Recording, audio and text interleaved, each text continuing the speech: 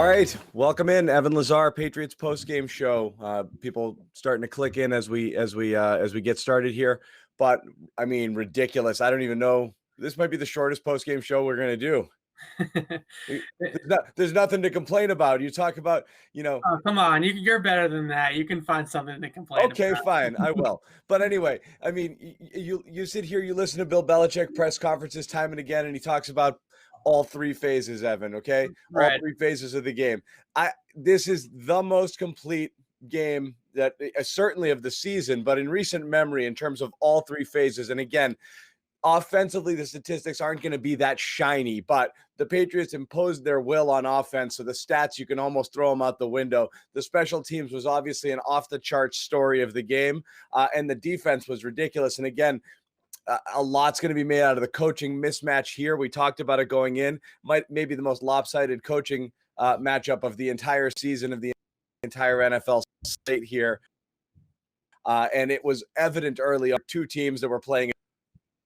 Yeah, I mean, that's a really great way of putting it, is that Bill Belichick and the Patriots coaching staff just took Anthony Lynn behind the woodshed and showed him how it was done for 4 quarters. Right. Not just in the kicking game, that was obviously a big part of what they were able to do, but just what they were able to do defensively. They basically forced the Chargers to play left-handed, knowing that they weren't going to be able to throw the ball effectively to guys like Keenan Allen or Hunter Henry or Mike Williams. And they said, beat us with your other guys. And there was no adjustment. There was no kind of what else can we do offensively without Keenan Allen, without everything funneling through him. So the Patriots were able to take him away. They were also able to feast on the Chargers' offensive line, which is clearly the weakness of this team. And I don't know. Look, I'm not out there at practice. I'm not out there at training camp over there in LA, but these were basic stunt pickups that the Patriots were doing with their defensive line. Adam Butler just getting up the field, getting penetration, and then Chase Winovich and Josue kind of wrapping around that penetration up the middle of the defense, or up the middle of the offensive line, I should say, to get after Herbert. And they just couldn't pass him off all game long. Even at the end of the game, Adam Butler had that sack on 4th down where the left tackle and the left guard just looked completely lost as to what they were supposed to do to pass off a simple tackle and stunt. This is not zero blitzes. This is not a bunch of exotic stuff that the Patriots were throwing at the Chargers. This was day one install type stuff for New England, and they were just so much better at executing their stuff defensively than the Chargers offensive line was at blocking it, that it looked like the Patriots were throwing something brand new at Los Angeles that they had never seen before, which is kind of tells you about the coaching mismatch in this game as much as anything wrong with special teams. As you said, nothing exotic at all here. And it was just, again, no adjustments at any point in time. And as the game continued to wear on, it was just kept getting further and further away from them. Obviously, a huge part of that was the special teams, which, again, this is a ridiculous sort of outcome. Everybody out there in the fantasy universe that started the Patriots DST, hats off to you. You had yourself quite a week, and that probably won you your week. Some of us left New England D on their bench. We'll reconcile that later, okay? But this was unbelievable, just in terms of what happened. Obviously, the punt return with Gunner, and again, just a very simple, and Gunner ripped it there, and that was terrific. But that block field goal at the end of the half there was obviously just a backbreaker as far as the game went. Patriots overloaded one side of the line there, came hard, came clean, easy block, scooped up by McCourty, runs it in, and that was game, set, match right there. But in addition to that, you talk about the mismatches. I mean, you have the just to give more plaudits here, more praise. The Justin Bethel scoop on that punt that Bailey pinned inside the one, just effortlessly just grabs it, tosses it. I mean, it was a near perfect. The special teams pitched a perfect game, but holy wow with the Chargers. Not only did they give up the Gunner TD, another long Gunner run, had that field goal blocked, but then had 10 guys on punt returns twice. Basically, throughout the entire game, they had 10 guys. It felt they like couldn't figure it out. I mean, and they've lost a special team. They already sacked one coach this year.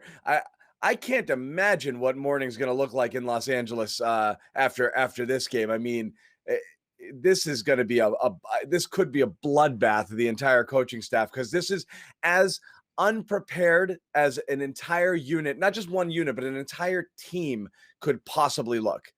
That's the way I felt about it too, is that the Patriots came out and I thought their opening script by Josh McDaniels was Awesome. as creative as you can get in the running game as possible, right? You got Wildcat, you got speed An option, you option. got Yep. read, you got a bunch of different things that you're throwing at the Chargers. So that I could understand the Chargers defense was caught a little bit off guard, especially by the Wildcat stuff. But at the end of the day, Wildcat is essentially the same thing as a designed quarterback run. Yeah. It's just the ball going directly to the ball carrier instead of the quarterback handing it off. So they should have prepared all week for the design QB runs. And I think Cam just flexing himself out wide on those Wildcats just confused the heck out of the Chargers defense, even though it was really ultimately the same thing as Cam just himself running the ball up the middle in that situation. So it really wasn't that much different than what the Chargers should have been kind of preparing for all week long. The things on the special teams too that I just thought was such an indictment on the Chargers coaching, and the Patriots kind of knew, I think, going into this game that they were going to have such a mismatch in the coaching that they really had to take advantage of it. And what they did on that first gunner punt return is they put everybody inside like they're going to rush it. But then instead of rushing the punt to try to block it, they end up bailing out and kind of going into like a blocking scheme to block for gunner on the return. Right. And the Chargers had to walk their gunners in to handle all the blocking. The Patriots don't end up coming. So then there's no gunners on the outside charging downfield to tackle gunner, no pun intended. So that was exactly what happened on that play. Then on the field goal block before the half, they just overloaded one side and they just didn't block down. So they were, and one guy came in unblocked. Yeah, they gave up the inside guy, Cody Davis. That guy that's supposed to go unblocked is Justin Bethel off the left side. If you can't get the field goal off before the guy turning the corner there, it gets in there, then that's on the operation. That's on the snapper. That's on the holder. Right. That's on the kicker. The blocking scheme is just supposed to make sure you block inside out. So letting Cody Davis through there, that's inexcusable. You just can't let the inside guy through. And they kind of 2-on-1 the wing there, but it looked like the guy next to the wing is really kind of like a tackle. I mean, I don't know what you want to really call him. You put him there. Maybe Matt Chatham can tell me what exactly the terminology is for each spot in the field goal protection unit. But he looked like he kind of cheated in when he was supposed to kind of fan out, and they were supposed to pick up Cody Davis that way. But either way, you can't let Cody Davis get inside there. You live with a Justin Bethel block there. If he screams off the edge and is able to get in there, then that's not really on the protection unit. So these were just little things that they just were able to do to kind of just spin the dial on the Chargers, and they just didn't seem ready to react to any of these. They look like they're coming after this punt. How do we kind of block that up? And then, now they're bailing out of it. Well, then how do we go cover it, right? They just had nobody in any way, shape, or form on the same page or understanding what they were supposed to be doing.